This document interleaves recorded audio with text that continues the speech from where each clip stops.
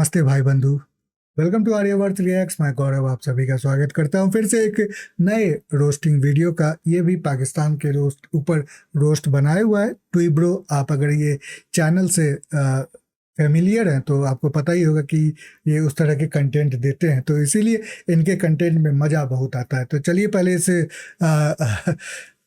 Roast को देख लेते हैं पाकिस्तान के बारे में। और आजकल मैं ये समझता हूँ कि पाकिस्तान जो है वो एक मीम कंट्री बन चुकी है। जो आप मीम देखते हैं सोशल मीडिया पे, ट्विटर पे, फेसबुक पे, इंस्टाग्राम पे, उसी तरह अब पाकिस्तान भी एक मजाकिया देश बन चुका है जहाँ की कोई भी बातें सीरियस नहीं होती है, चाहे वहाँ की सरकार की हो चाहे वहाँ के पब्लिक की हो। तो इसीलिए इनके ऊपर रोस्ट बहुत बनते हुए दिख रहे हैं। तो चलिए पहले इसे रोस्ट को देख लेते हैं, फिर इसके बारे में आगे बातें करेंगे थोड़ी बहुत। आगे बढ़ने से अनुरोध रहेगा कि चैनल को लाइक, सब्सक्राइब और शेयर जरूर करिएगा। वीडियो पूरा भी जरूर देखिए। तो चलिए लेट्स स्टार्ट।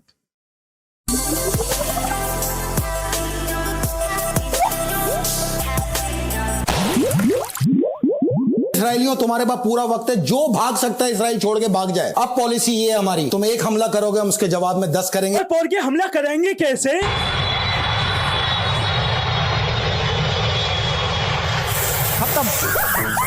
तुमने हमारा मजाक उड़ाया, पाकिस्तानियों का मजाक उड़ाया। तेरे को जो उखड़ने का उखड़ ले।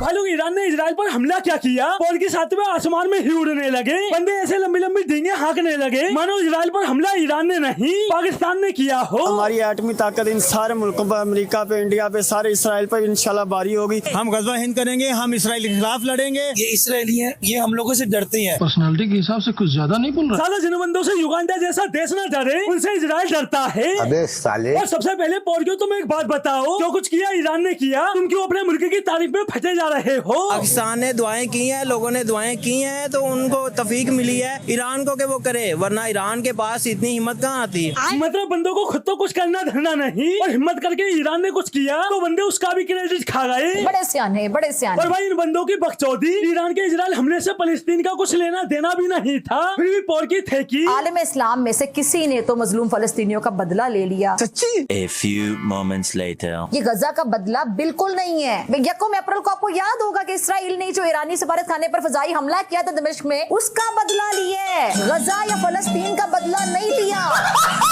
और जैसे ही पोर्कियों को पता चला कि ये फलस्तीन का बदला नहीं है, तो पोर्की ईरान कोई जो हमला किया है नहीं, ये कोई फायदा नहीं है इसका हमला करने के, क्यों अंदर से वो उसके साथ है। ये तो लेटेस्ट न्यूज़ है। मतलब पोर्की तब से इजराइल पर ईरानी हमले का जश्न मना रहे थे, और हकीकत जानने के बाद बंदे 2 दिन में पलट गए। बंदों ने तो इजराइल और ईरान को मिला हुआ तो घोषित कर दिया। अब सालों जब सब मिले हुए हैं तो तुम इजराइल से लड़ने फलस्तीन क्यों नहीं जाते? यार हम जाने के लिए इंशाल्लाह, हमने ट्रेनिंग भी की है, हम जाएंगे इंशाल्लाह। लेकिन जाएगा कैसे? 4 जोड़ी चड्डी बनियान छोड़ कुछ है तेरे पास? हमारे पास एटमी ताकत है।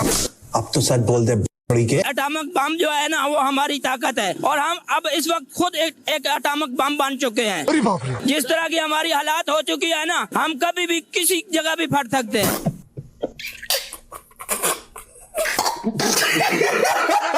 भाई पोर्को का क्या है कि अगर कोई इंटरव्यू करते हुए इनसे इजराइल से लड़ने की पूछे तो मेरे दादा परदादा लड़ाकू थे, और इसके खानदान में तो शूरवीरों का खून दौड़ रहा है। और बात जब इजराइल से एक्चुअल लड़ने की आती है तो मैं नहीं लड़ूंगा इसके साथ। और भाई यही तो देखने को मिलता है पाकिस्तान में। बंदे मुल्क में बैठे बैठे फलस्तीन को लेकर फुल हमदर्दी दिखाएंगे, लेकिन बात जब फलस्तीनियों की मदद करने की आती है तो हम शुद्ध गरीब हैं। मतलब पोर्को की दुनिया में कौड़ी की औकात नहीं, फिर भी बंदे अपने आप को इसके अंदर बड़ा चढ़ाकर दिखाएंगे जैसे साले पता नहीं कहाँ के नवाब हो। उधर ईरान ने इजराइल पर हमला किया ही था, इधर पोर्को की बकचोदी क्या शुरू हो गई। ईरान के पास ना जदीद फजाइया है, ना ही एटम बॉम्ब है, तो फिर ईरान के लिए जंग कितनी मुश्किल होगी। कहीं ना कहीं पाकिस्तान को भी हिस्सा बनाने की कोशिश की जाएगी, पाकिस्तान से भी फजाई अड्डे मांगे जा सकते हैं। सुना क्या? हाँ, जैसे पाकिस्तान तो दुनिया की सबसे बड़ी सुपर पावर हो, जो ईरान पाकिस्तान से मदद मांगेगा। क्या रे भीख मंगिया? अरे तुम्हारी बहन का पोर्की मारू, खुद पाकिस्तान में ईरानी इन्वेस्टमेंट के लिए उनके आगे तुम हिलाते फिर रहे हो, और तुम ईरान को मदद दोगे, जबकि कुछ दिनों पहले ईरान ने पोर्को को घर में घुस के मारा था। ईरान का रात के अंधेरे में पाकिस्तान पर हमला। मतलब कल तक पोर्की पाकिस्तान पर ईरानी हमले का मातम मना रहे थे, और वही पोर्की ईरान को अपना बाप बनाने में लगे हुए हैं। और क्यों? क्योंकि उसने इजराइल पर हमला जो कर दिया, बंदे ईरान की तारीफ करते नहीं थक रहे। वो जो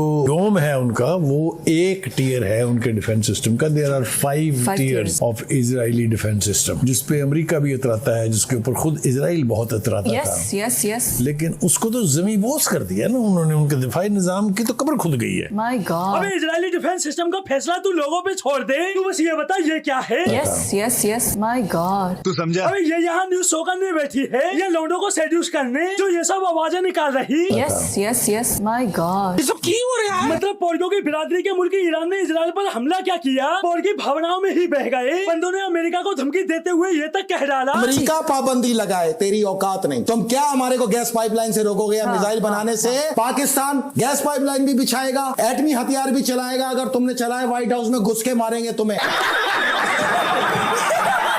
ये अमेरिका को व्हाइट हाउस में घुस के मारेंगे जो साले खुद अमेरिका से मिली भीख पर पल रहे हैं। वल्लू बता बता बता बता इसे बता। हमें पैसे मिलने की उम्मीद कहाँ से है? IMF से। IMF किसके तहत चलता है? अमेरिका के तहत चलता है। तो अगर अमेरिका नहीं चाहेगा कि हमें कैसे हमें IMF कर्ज पैसे मिले? दे, या हम अगर अमेरिका की नाराजगी मोल लेंगे तो IMF will pull its hands. और रही बात ईरान पाकिस्तान गैस पाइपलाइन की, तो उसकी हकीकत जरदारी साहब जब पहले सदर थे तो पाकिस्तान का ईरान से पाइपलाइन का एक एग्रीमेंट हुआ था, और पाकिस्तान तो पता है कि हम बढ़के लगाने वाले लोग वायदे तो हम पूरे करते नहीं है। तो ईरान ने हल्की सी धमकी दी हुई है कि जनाब 18 बिलियन US डॉलर का हर्जाना करवाएंगे आपको इंटरनेशनल कोर्ट्स में जाके। तो पाकिस्तान के लिए इसराइल ईरान की जंग से बड़ी जंग ये है। मतलब पोर्गो के मुल्क का दिवालिया निकला पड़ा है, फिर भी पोर्गो की बकचोदी कम नहीं होती। बंदे दूसरे देशों के खिलाफ जहर उगलते ही रहेंगे, कभी अमेरिका कभी इजराइल तो कभी 18,000 फौजी इंडिया के 5 अप्रैल को पहुंचे हैं इसराइल, जो इस जंग में हिस्सा है। और ये खबर तुमको दी किसने? वो अल्लाह ने दी है हमें। ओहो, तो बात यहाँ तक पहुँच गई और हमें पता तक नहीं चला है। अल्लाह ताला ने आप तक पहुंचाई। अल्लाह और उधर इनकी बकचोदी सुनकर दुनिया भर के मीडिया वर्कर्स फिर अपना काम खल्लास। अबे सालों जब इंडिया ने इजराइल अपने 18,000 फौजी भेजे हैं, तो तुम अपनी फौज भेजकर फलस्तीन को आजाद क्यों नहीं करा लेते? अल्लाह ताला हमारी मदद करेगा तो फलस्तीन खुद ब खुद आजाद हो जाएगा। तू जा बहन। तो दोस्तों आज के लिए बस इतना ही, फिर मिलते हैं अगली वीडियो में। तो ये एकदम सही रोस्ट था, और बात ऐसी है कि इसमें काफ़ी चीज़ें थी जो शुरुआत में नहीं बताई गई थी, तो मुझे लगा था कि बाद में एक्सप्लेन करना पड़ेगा, लेकिन यहाँ पे सारे पॉइंट्स को कवर कर दिया गया है। बात ऐसी है कि ये जो शुरुआत में एनालिस्ट थे, सो कॉल्ड डिफेंस एनालिस्ट, उसने अभी हाल में कुछ बातें कही थी कि 2026 तक भारत टूट के बिखर जाएगा और पाकिस्तान इस पे शासन करेगा, कुछ इसी तरह गजवा हिंद सफल होगा, इस तरह कुछ बातें कही थी। वो उसी तरह की, मैंने कहा ना कि पाकिस्तान पूरी तरह से एक कॉमेडी देश बन चुका है। चाहे वहाँ के PM जो बड़ी सभा में उनका जो हाउस है, जिसको नेशनल असेंबली कहा जाता है, वहाँ कहते हैं कि हमें भीख मांगना जाना पड़ता है। तो उसके बाद मीडिया में इस तरह के बड़े बड़े जो एक्सपर्ट आपको यहाँ पे दिखते हैं, उसके साथ फिर आपको आम जनता जो है वो भी पूरी तरह से ब्रेन वॉश्ड, कंडीशनड है। दूसरी बात है कि जहाँ तक वो मिसाइल अटैक्स हुए थे, बहुत ही कम नुकसान देखने को मिला था उसमें।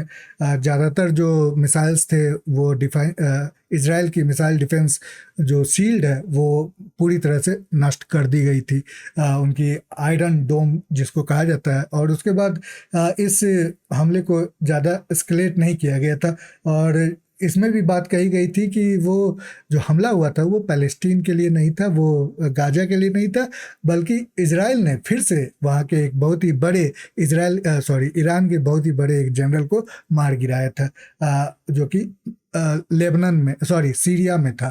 तो ईरान हमेशा से चाहता है कि कुछ ना कुछ इजराइल का नुकसान करे, लेकिन यहाँ पे अमेरिका बीच में आ जाता है।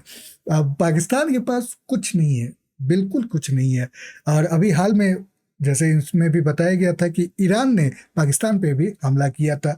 बलूचिस्तान का जो क्षेत्र है वहाँ पे ईरान ने कुछ मिसाइल्स अटैक किए थे, वहाँ के कुछ टेरर ऑर्गेनाइजेशन को ख़त्म करने के लिए। तो वो भी एक बात है। पाकिस्तान या इस तरह के जो देश हैं जो फ़लस्तीन के लिए बहुत आंसू बहाते हैं, इन्होंने भी उनको मारा हुआ है।